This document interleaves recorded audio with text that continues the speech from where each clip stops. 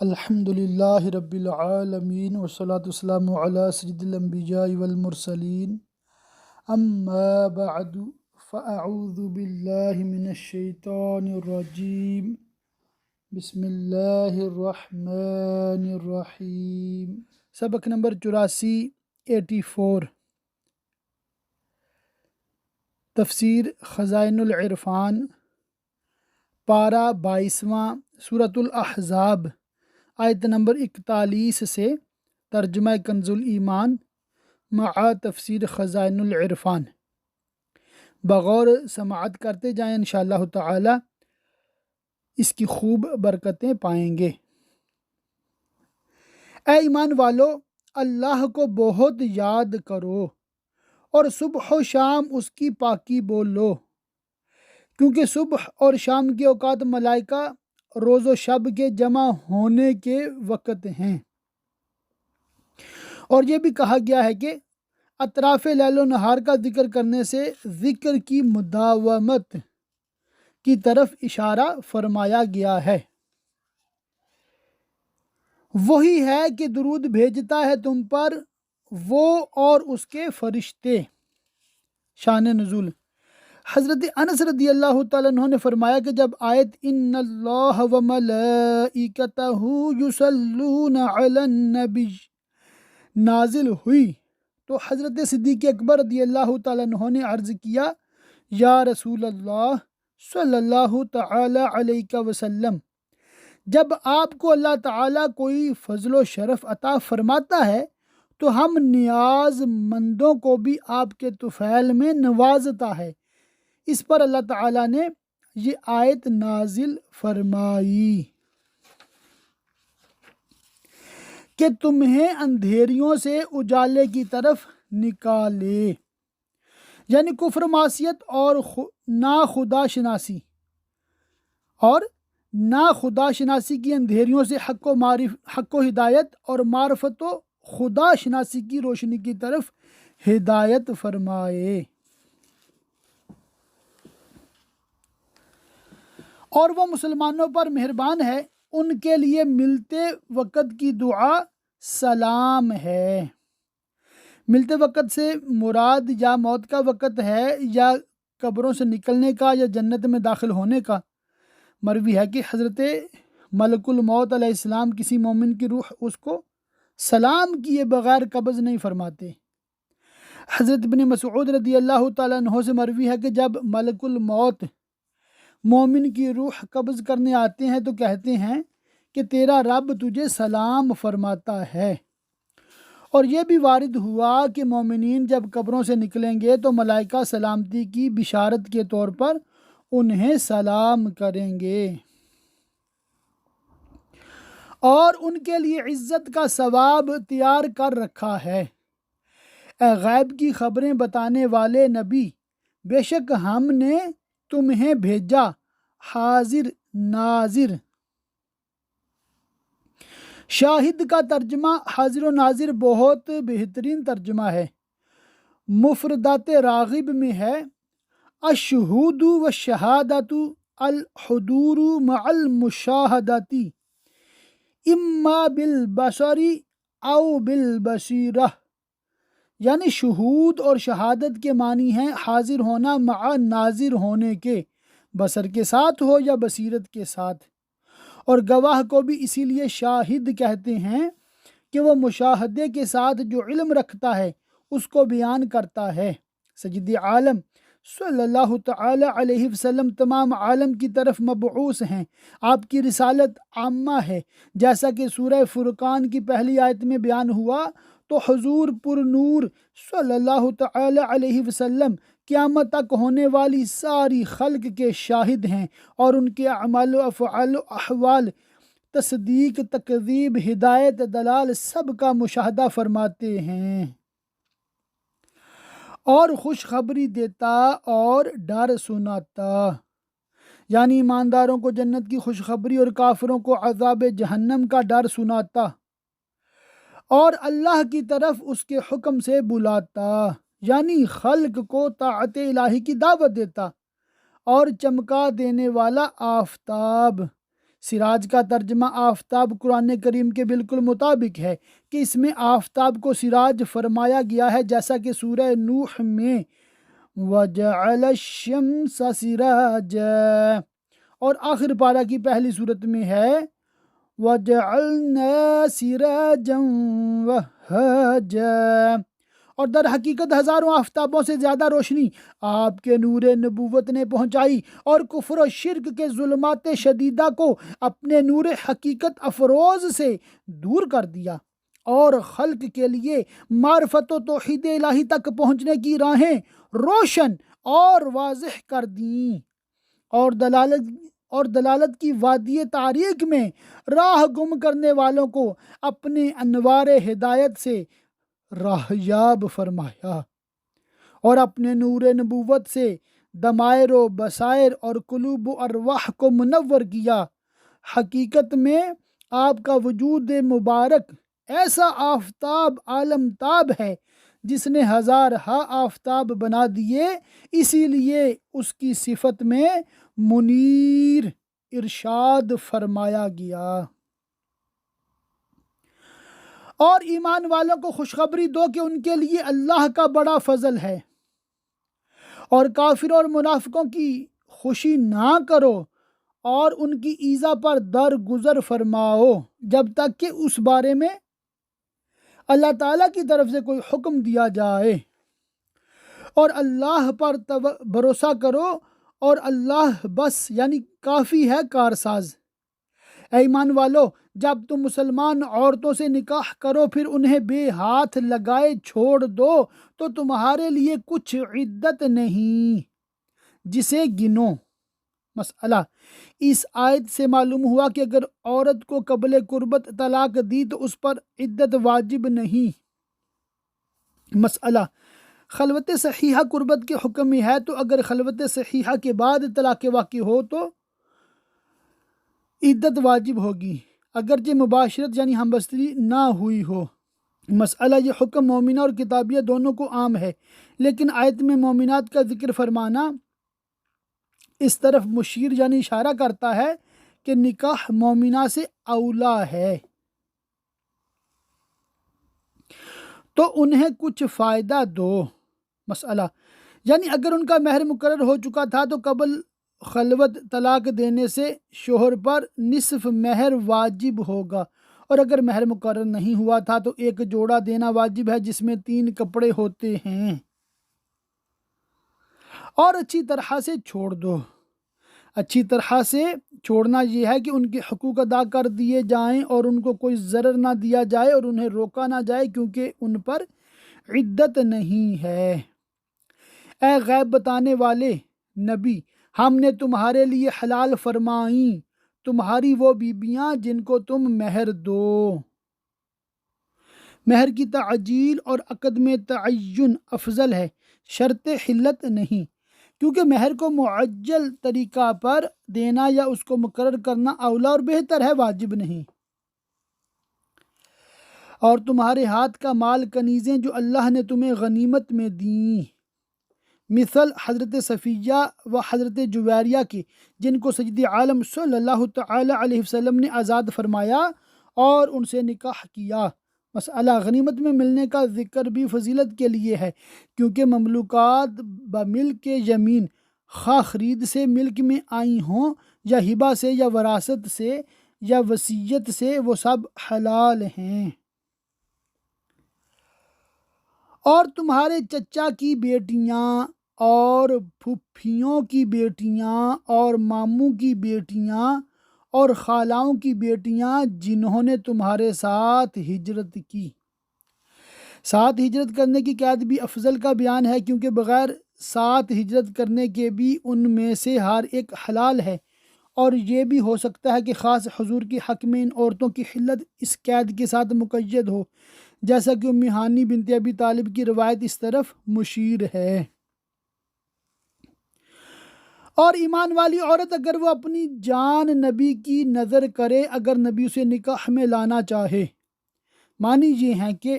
ہم نے آپ کے لیے اس مومنہ عورت کو حلال کیا جو بغیر مہر اور بغیر شروط نکاح اپنی جان آپ کو ہبہ کرے، بشرطے کہ آپ اسے نکاح میں لانے کا ارادہ فرمائیں۔ حضرت ابن عباس رضی اللہ تعالیٰ عنہما نے فرمایا کہ اس میں آئندہ کے حکم کا بیان ہے، کیونکہ وقت نزول آیت حضور کی ازواج میں سے کوئی بھی ایسی نہ تھیں جو ہبہ کے ذریعہ سے مشرف بزوجیت ہوئی ہوں، اور جن مومنہ بیبیوں نے اپنی جانیں حضور سید عالم صلی اللہ تعالیٰ علیہ وسلم کو نظر کر دیں وہ میمونہ بنت حارث اور خولہ بنت حکیم اور ام شریک اور زینب بنت خزیمہ ہیں۔ یہ خاص تمہارے لیے ہے، امت کے لیے نہیں، یعنی نکاح بے مہر خاص آپ کے لیے جائز ہے، امت کے لیے نہیں۔ امت پر بہرحال مہر واجب ہے، خواہ وہ مہر معین نہ کریں یا قصداً مہر کی نفی کریں۔ مسئلہ نکاح بلفظ ہبہ جائز ہے۔ ہمیں معلوم ہے جو ہم نے مسلمانوں پر مقرر کیا ہے، ان کی بیبیوں اور ان کے ہاتھ کے مال کنیزوں میں، یعنی بیبیوں کے حق میں جو کچھ مقرر فرمایا ہے، مہر اور گواہ اور باری کا واجب ہونا اور 4 حرہ عورتوں تک کو نکاح میں لانا۔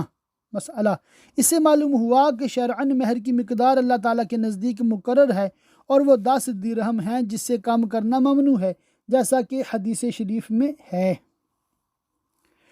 یہ خصوصیت تمہاری جو اوپر ذکر ہوئی کہ عورتیں آپ کے لیے محض ہبہ سے بغیر مہر کی حلال کی گئیں، اس لیے کہ تم پر کوئی تنگی نہ ہو، اور اللہ بخشنے والا مہربان۔ پیچھے ہٹاؤ ان میں سے جسے چاہو اور اپنے پاس جگہ دو جسے چاہو، یعنی آپ کو اختیار دیا گیا ہے کہ جس بیوی کو چاہیں پاس رکھیں اور بیویوں میں باری مقرر کریں یا نہ کریں، لیکن باوجود اس اختیار کے سید عالم صلی اللہ تعالیٰ علیہ وسلم تمام ازواج مطہرات کے ساتھ عدل فرماتے اور ان کی باریاں برابر رکھتے، بجز حضرت سودا رضی اللہ تعالیٰ عنہ کے، جنہوں نے اپنی باری کا دن حضرت ام المومنین عائشہ رضی اللہ تعالیٰ عنہ کو دے دیا تھا، اور بارگاہ رسالت میں عرض کیا تھا کہ میرے لیے یہی کافی ہے کہ میرا حشر آپ کی ازواج میں ہو۔ حضرت عائشہ رضی اللہ تعالیٰ عنہ سے مروی ہے کہ یہ آیت ان عورتوں کے حق میں نازل ہوئی جنہوں نے اپنی جانیں حضور کو نظر کیں، اور حضور کو اختیار دیا گیا کہ ان میں سے جس کو چاہیں قبول کریں، اس کے ساتھ تزوج فرمائیں، اور جس کو چاہیں انکار فرما دیں، اور جسے تم نے کنارے کر دیا تھا اسے تمہارا جی چاہے تو اس میں بھی تم پر کچھ گناہ نہیں، یعنی ازواج میں سے آپ نے جس کو معزول یا ساکت القسمت کر دیا ہو، یعنی باری ترک کر دی ہو، آپ جب چاہیں اس کی طرف التفات فرمائیں اور اس کو نوازیں، اس کا آپ کو اختیار دیا گیا ہے۔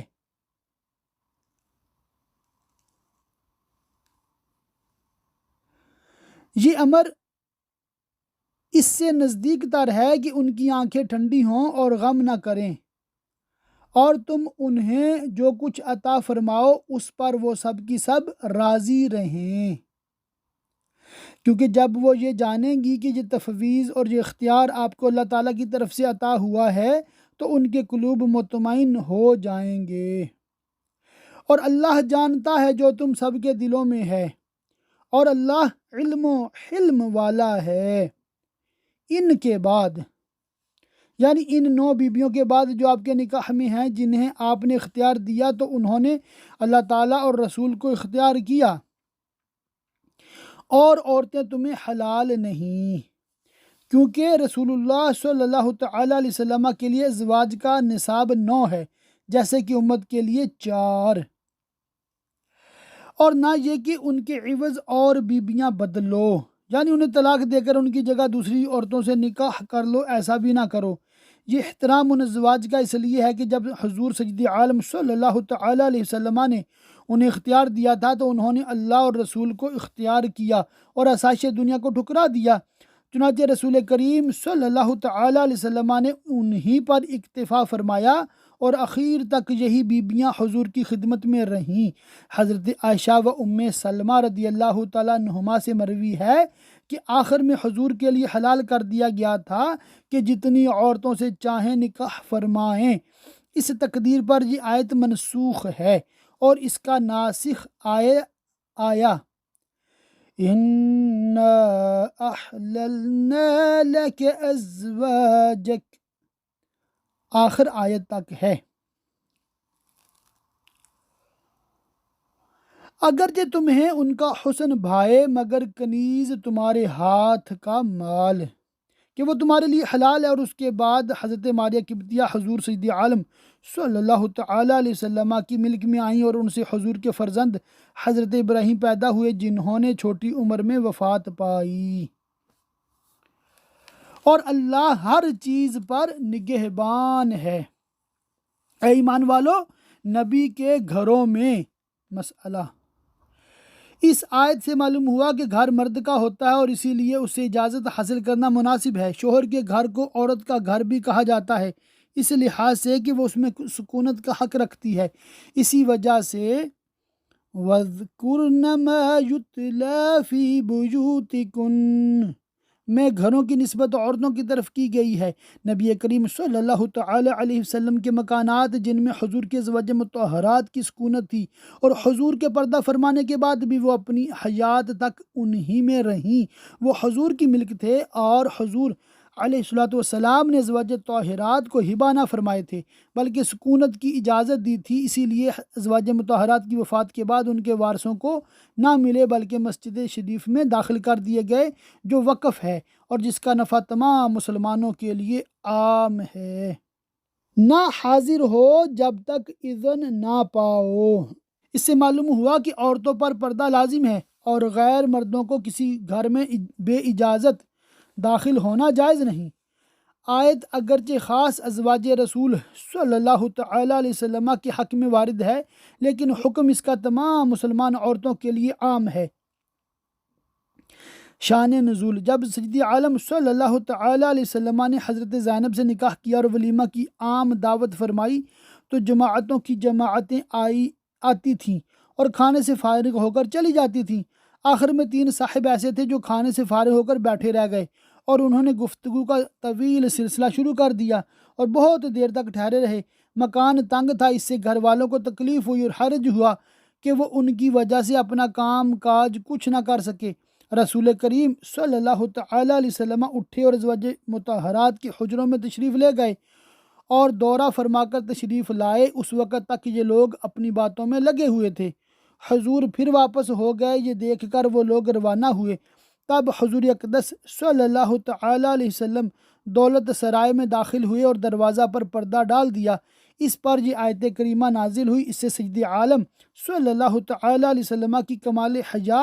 اور شان کرم و حسن اخلاق معلوم ہوتی ہے کہ باوجود ضرورت کے اصحاب سے یہ نہ فرمایا کہ اب آپ چلے جائیے،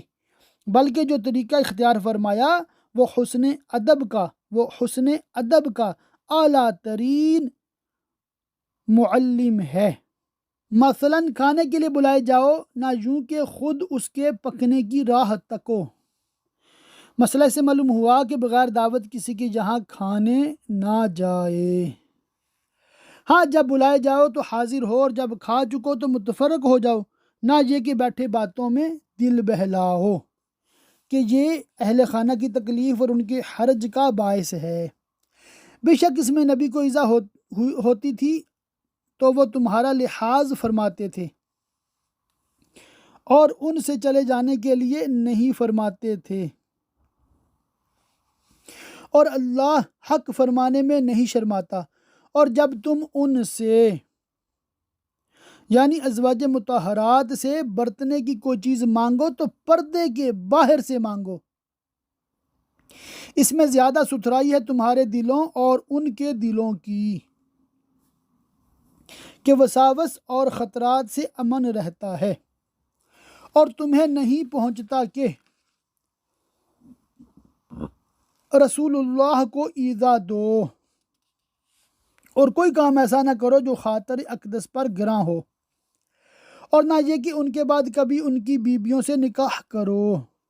کیونکہ جس عورت سے رسول کریم صلی اللہ تعالیٰ علیہ وسلم نے عقد فرمایا وہ حضور کے سوا ہر شخص پر ہمیشہ کے لیے حرام ہو گئی۔ اسی طرح وہ کنیزیں جو باریاب خدمت ہوئیں اور قربت سے سرفراز فرمائی گئیں وہ بھی اسی طرح سب کے لیے حرام ہیں۔ بے شک یہ اللہ کے نزدیک بڑی سخت بات ہے۔ اس میں اعلام ہے کہ اللہ تعالیٰ نے اپنے حبیب صلی اللہ تعالیٰ علیہ وسلم کو بہت بڑی عظمت عطا فرمائی اور آپ کی حرمت ہر حال میں واجب کی۔ اگر تم کوئی بات ظاہر کرو یا چھپاؤ تو بے شک اللہ سب کچھ جانتا ہے۔ ان پر مضائقہ نہیں،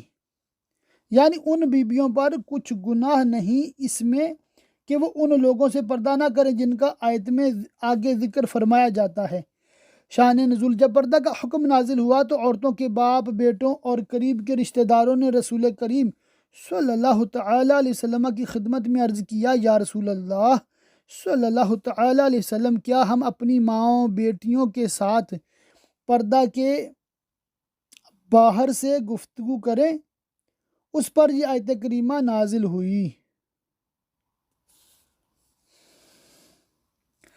ان کے باپ اور بیٹوں اور بھائیوں اور بھتیجوں اور بھانجوں، یعنی ان اقارب کے سامنے آنے اور ان سے کلام کرنے میں کوئی حرج نہیں، اور اپنے دین کی عورتوں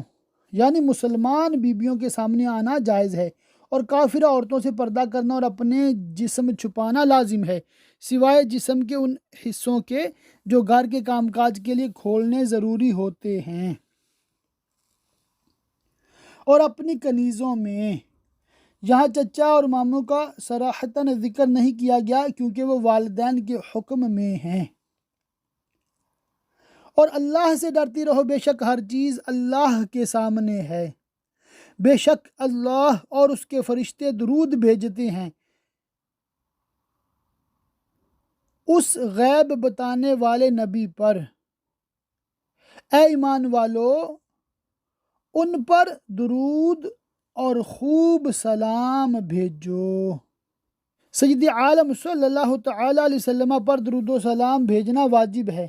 ہر ایک مجلس میں آپ کا ذکر کرنے والے پر بھی اور سننے والے پر بھی ایک مرتبہ اور اس سے زیادہ مستحب ہے۔ یہی قول معتمد ہے اور اس پر جمہور ہیں۔ اور نماز کے قعدہ اخیرہ میں بعد تشہد درود شریف پڑھنا سنت ہے۔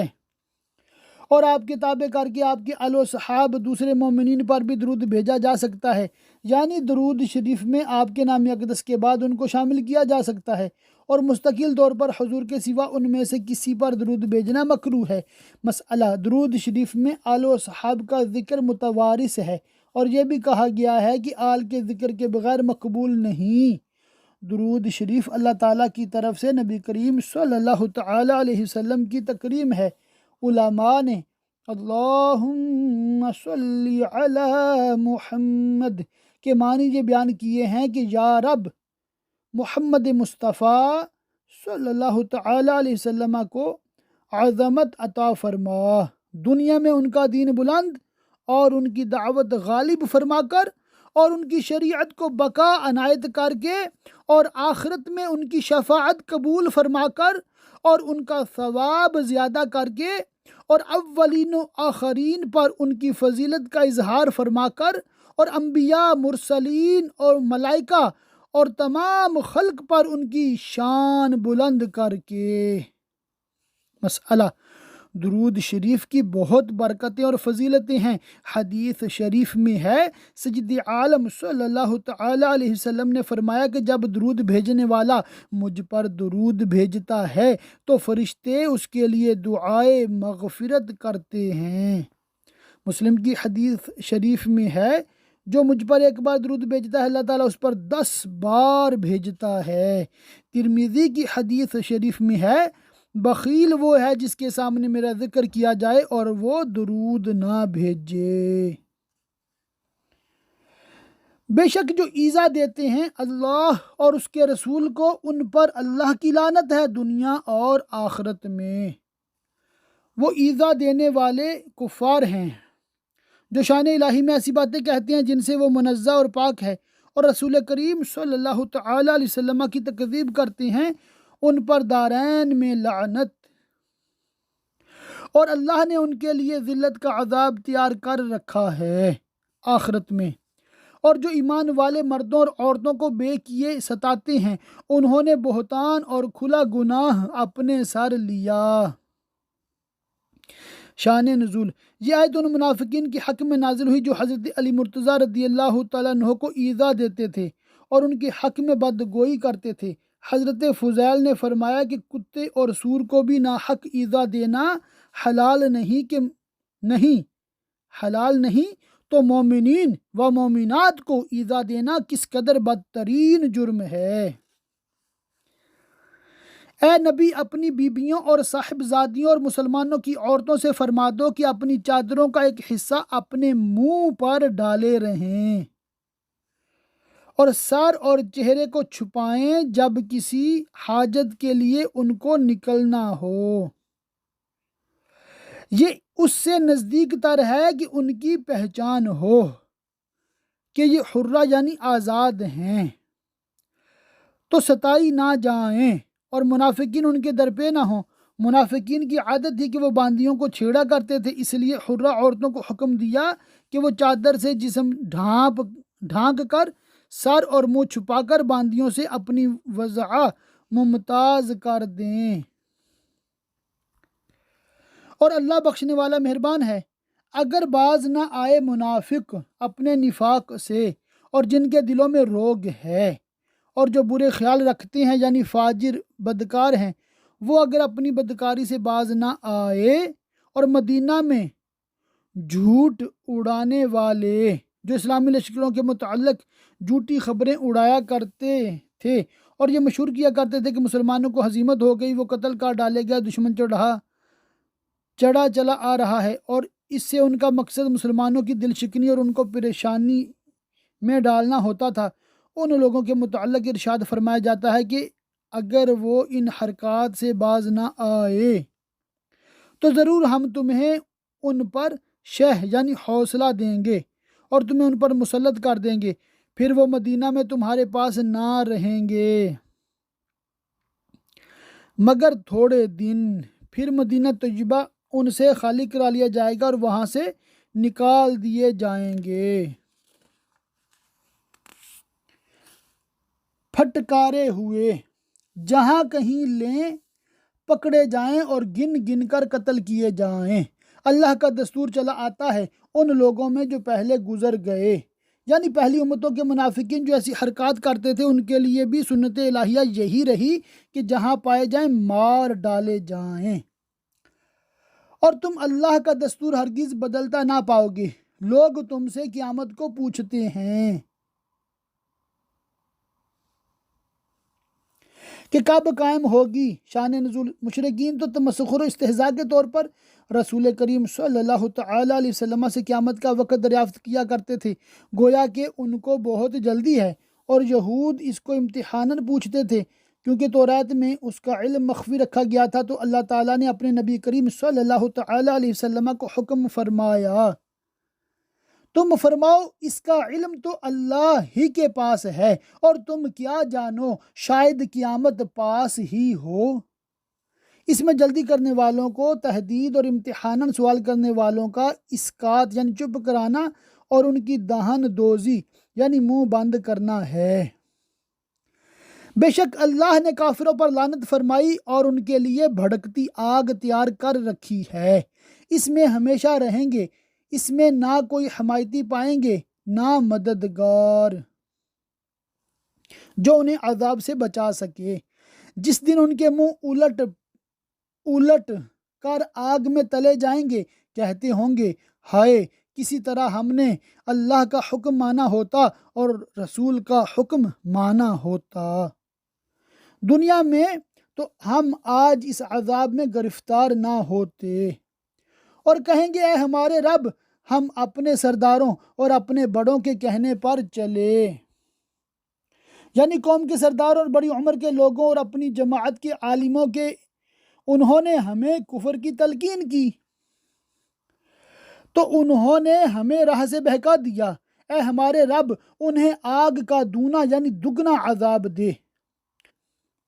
کیونکہ وہ خود بھی گمراہ ہوئے اور انہوں نے دوسروں کو بھی گمراہ کیا، اور ان پر بڑی لعنت کر۔